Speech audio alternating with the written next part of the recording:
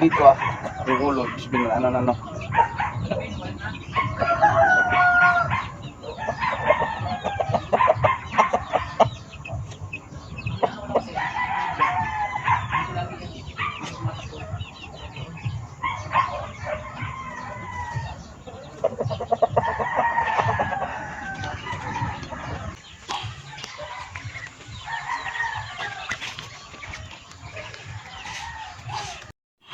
Good morning mga idol, kagising lang natin. Dito na naman tayo sa bukid nagpapakain sa aking alaga mga patot, manok.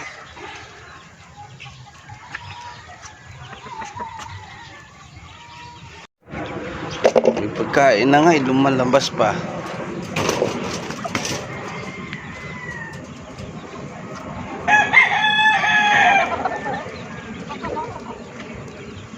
Ayan yung mga alaga natin dito mga idol.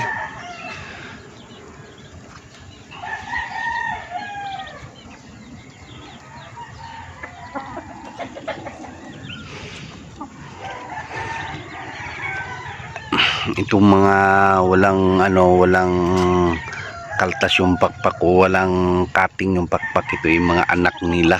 Ito yung mga nanay ito. Yan. Ang pinakamatanda nito yung dalawang yan. Yan ay pinanganak November November 5. Yan. Napakalaki na. At nandyan naman yung sisiw natin sa loob. Yan. Nag-aabang ng pagkain. Yan anak ito ng decal brown at saka black Australorp, kaya ang kulay nila ay puti.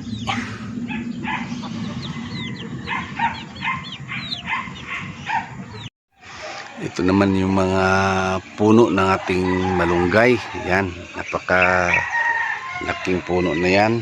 Mula pa ito 2014 tinanim. Ayan yung mga malunggay nating malalaki. Ayan, ito mga bagong tanim lang to sila. Yan din ang puno ng ating apis.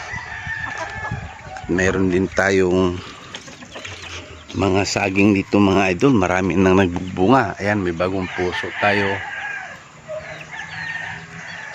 Ayan, may gulang na sa baba mga idol ha. I-zoom ko para makita ninyo ha. Ayan. Yan mga idol, gulang na yan, yung dalawang yan. Dito tayo para makita. Ayan mga idol, ang mga saging natin. Yung isa yun ayan, gulang na yan. Ako mag-harvest kasi ako, antayin ko muna na may hinog sa puno para dali lang ang pag deliver kasi talagang gulang na talaga siya. Ito naman ay yung puno ng avocado natin, nakatahirig na lang yan kasi sa sobrang lakas ng bagyong, yung bagyo noon. Buntik na yan nabuwal. Buti lang na naagapan, hindi na natuloy na nabuwal. Ito naman yung puno ng mangga natin mga idolo, malapit ngayon magbunga.